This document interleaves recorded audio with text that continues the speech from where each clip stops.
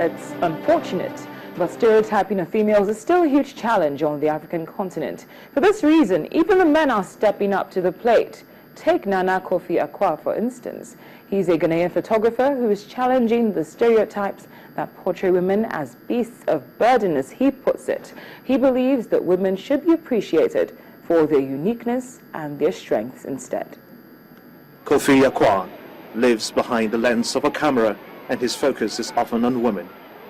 The Ghanaian photographer and blogger calls himself a feminist and says that he wants to change how the world views African women as always struggling. Kofi has traveled through the African continent, taking pictures of men and women in different settings, at home, at work, and at play. In his home country, Ghana, one of the places he often takes pictures is the beach. Accra is a bustling metropolis, the capital of one of the most robust and developed economies in Africa. Yet some women here face the same social-economic challenges because of their gender, as in many other less cosmopolitan parts of the world. Kofi says he is a feminist because he would want to see this change. Normally when you bring up the issue of African women, it gets politicized. You know, you get, I mean, in fact, I use the word feminism for myself very loosely.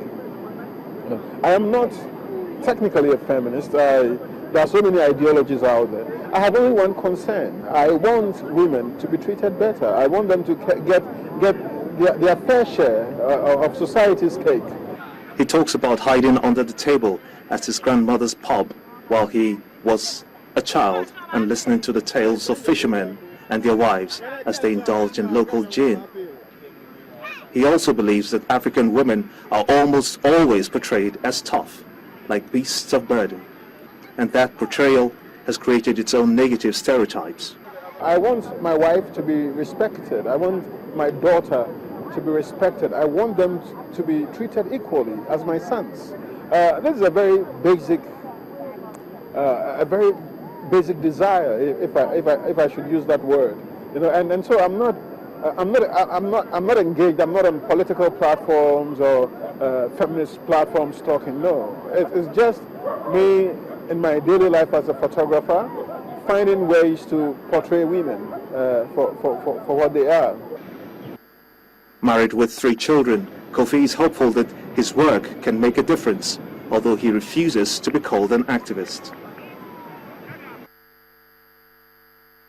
Stereotyping concerning females, it's still a huge challenge on the African continent, and for that even men are stepping up to the plate and criticizing, saying women should be treated better, like what we saw in that last report by Nana Kofi-Akwa in Ghana, for instance. Now, joining us via telephone is Bisi Olatere-Olagbegi, who is the Executive Director of Women's Consortium of Nigeria and was also the chair of the Subcommittee on Gender at the National Conference. Bisi, thank you very much for joining us on Network Africa.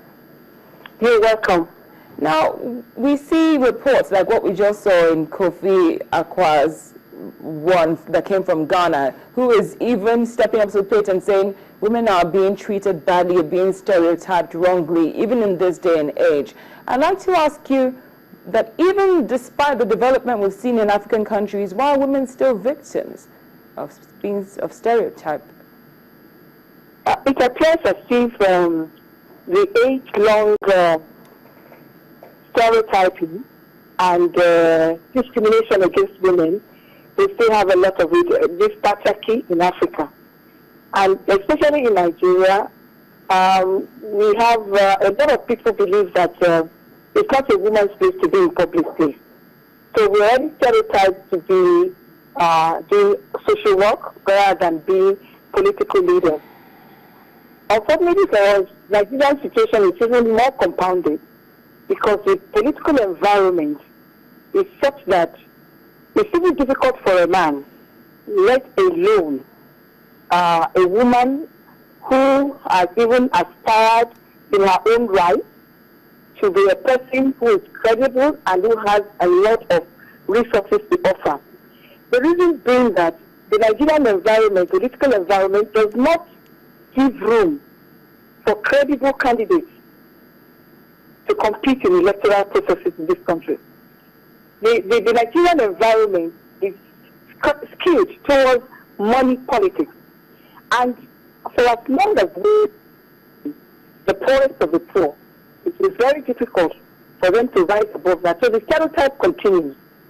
And the fact that in most of our political parties, in countries where we operate democracy, especially in Nigeria, there is no internal democracy.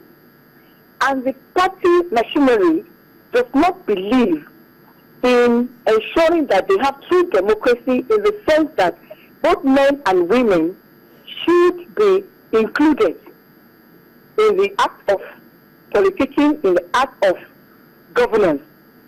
So at the end of the day, you find that the men are at the top of the hierarchy of political parties, and they make sure that they don't have women there because of that their age-long belief that a woman is a second-class citizen. She should not aspire to any place where a man is aspiring in public places. Now, Busy, how are these challenges that you've listed being addressed? Well, I would give it to the women because it's not for not trying. The women have put in enormous resources and effort to ensure that they have their place. Over the years, we've been able to achieve in the world the Beijing Platform for Action, where the 30% affirmative action was stipulated, and in Nigeria here, we were able to mobilize and get the National Executive Council to pass the National Gender Policy, which allows 35% affirmative action representation of women at all levels of governance. Another way is that women are also active participants in the political process. They are part of the political parties, but as I said, because of the discrimination, because of the lack of internal democracy, because of the issue of money politics, and because the people who are governing are not dedicated to service, they are more interested in the corrupt practices. And a lot of credible women would not even like to work in the murky terrain of the political terrain of Nigeria because they do not want to be stained by the property. So the women have, in the past, made some headway. For instance, in 2003, we were just about 6% in the National Assembly. By 2007, we rose about 11%. Unfortunately, the percentage fell again in 2011. And I'm sorry to say that 2015, the National Assembly is not going to have more than 4% women representation. Well, Bisi, we'll definitely be reaching out to you on subsequent episodes of Network Africa. Thank you very much for your input. We appreciate your time. It's been a pleasure having you join us. Now, of course, we'd love to hear from you here on Network Africa. Feel free to reach out to us either via Twitter or email. The address and handle are on your screen. As always, it's been a pleasure. Thank you very much. I'm Cynthia Are.